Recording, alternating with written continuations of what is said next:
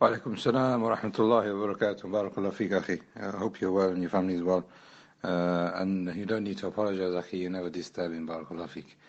CBD, yes, CBD.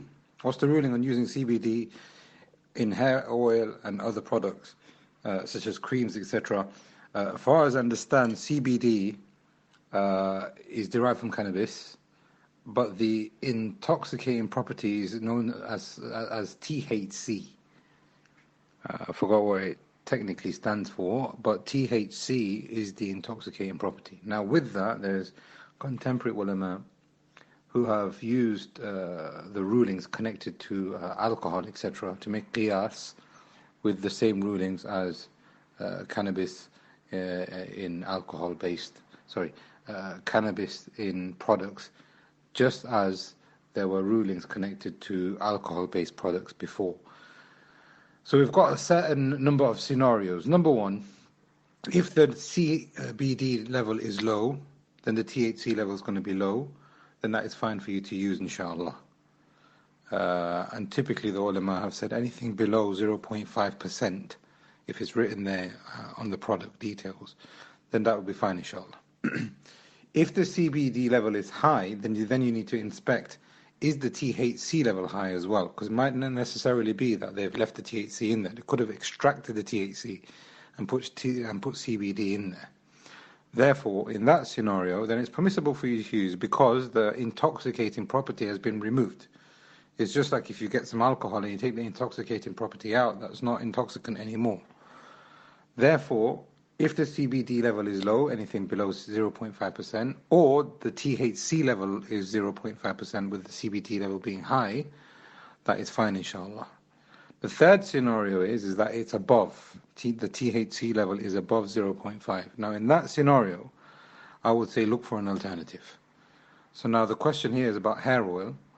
If you look at the prophetic medicine, which we're going to start soon, inshallah, you will find that the Prophet ﷺ has given certain things that a person can do naturally, which will help hair growth, such as henna, such as vinegar. And there are different things that the Prophet ﷺ has recommended in his prophetic medicine, which will help with hair growth. And one of the things that the ulama have also mentioned, and even the doctors are saying now, is what you put in your hair actually absorbs into your body. Excuse me.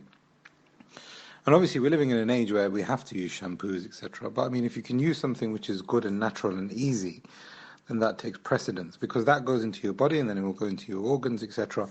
And we want to try and avoid that. And if you are putting things into your hair and you're going to leave it in your hair, such as hair oil, then you want to make sure that it is something good. So go back to the prophetic medicine if it is above 0.5%.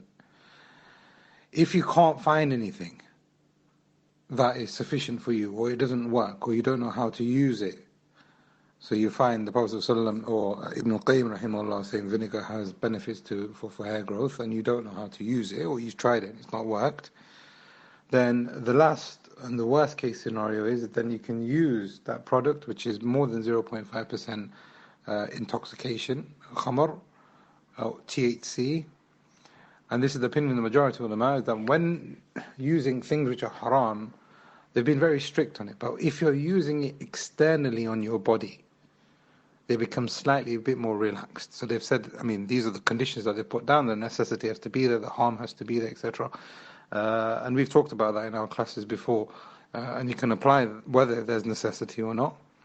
So if you feel that she definitely needs to get that hair oil because of hair loss or something like that, and there's no other alternative, and you've tried all the alternatives and it hasn't worked, then I would say go for it. Because like I said, the majority of the ulama have said, if there is something which is najis in the product that you're using externally on your body, such as creams and oils, etc., then it's permissible for a person to use that for the period that he needs it for, and then wash it off immediately. And in the books of fiqh, you will find examples of scorpion poison and snake poison, etc. I mean, they're not talking about how to use it, they've just talked about the ruling on using it. And like I said, the majority of them have said that this all needs to be avoided, it's haram. Poison is haram in itself, but then scorpion and snake poison is haram. You can't use it from an animal that's got fangs and etc. So now, what they've said is that if there is a necessity, and you need to just leave it on your skin for 10 minutes, 20 minutes, then do that. So I would say if the THC level is high in the oil, put it on and wash it off immediately as instructed. Don't leave it there so that it gets on your pillow, it gets on your clothes, it gets on your sofa, it gets on all these different things, the cushion in the car, etc. Wash it off immediately. And you will find that, like I said, as a lenience given by the majority of the ulama. So these are your 4 options, and I would say primarily the main thing that you should be really looking for is for something which is clear-cut halal and recommended in the sunnah.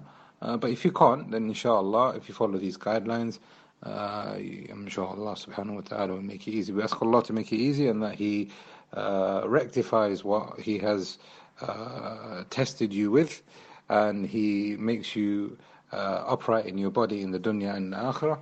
Wassalamu alaikum wa rahmatullah.